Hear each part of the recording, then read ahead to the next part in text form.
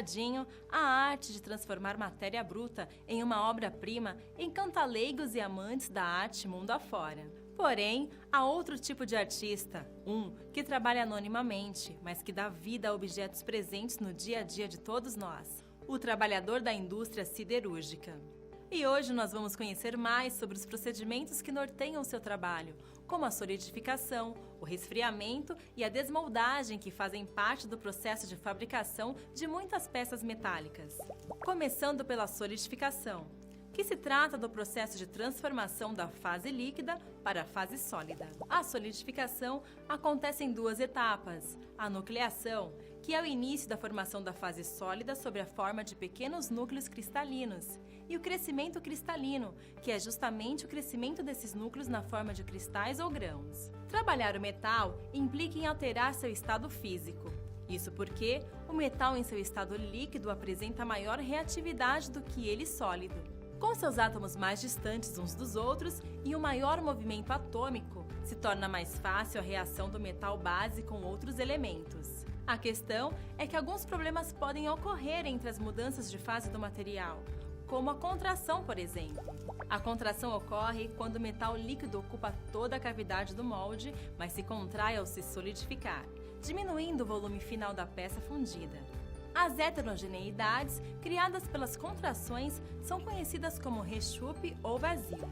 Para minimizar esse problema, é comum o uso de alimentadores no processo de fundição, posicionados próximo a regiões que se solidificam no final. Eles fornecem metal líquido para que o vazio se restrinja ao alimentador e não à peça. Depois da solidificação, vem o processo de desmoldagem, utilizado para a separação da areia e das peças fundidas. É importante destacar que nos processos de fundição em areia verde, a areia é reaproveitada para a confecção de novos moldes.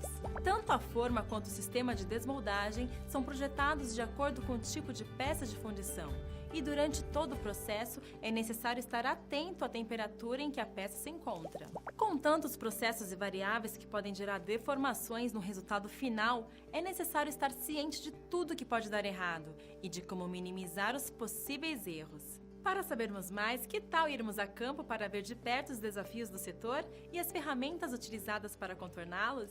Essa empresa trabalha no processo de fundição sob pressão e gravidade em alumínio. Durante o processo, as peças podem sofrer alguns defeitos. 98% dos nossos problemas de rejeição advém do poro. O outro problema da não conformidade do produto, ou seja, de um problema no fundido, é realmente quanto ao uso específico, que seriam, por exemplo, trincas, que pode comprometer a sanidade da peça, seja ela de estanqueidade ou de uma resistência de aplicação de uma força. Porém, alguns defeitos são percebidos somente nas etapas finais. Rechupes, pequenas deformações, pequenos estufamentos na hora da extração, não é perceptível nem na hora do lixamento, nem na hora da escovação.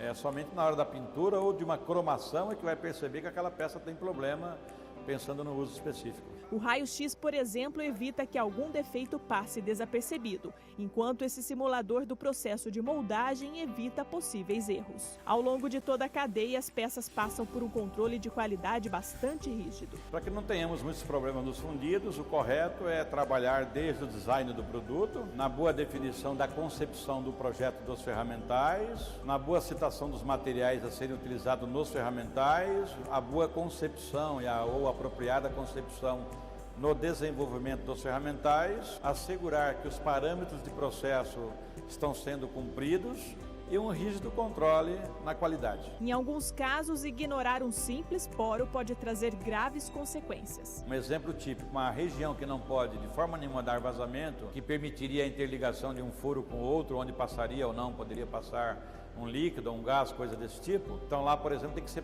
pK0, poro zero. É um rigor muito grande, nós temos que ter meios de controle e assegurar que lá não vai ter a interligação de um furo com outro por intermédio de um poro. Então é necessário que a cada operação seja liberado, garantindo que aquela operação está ok e pode continuar o fluxo do processo.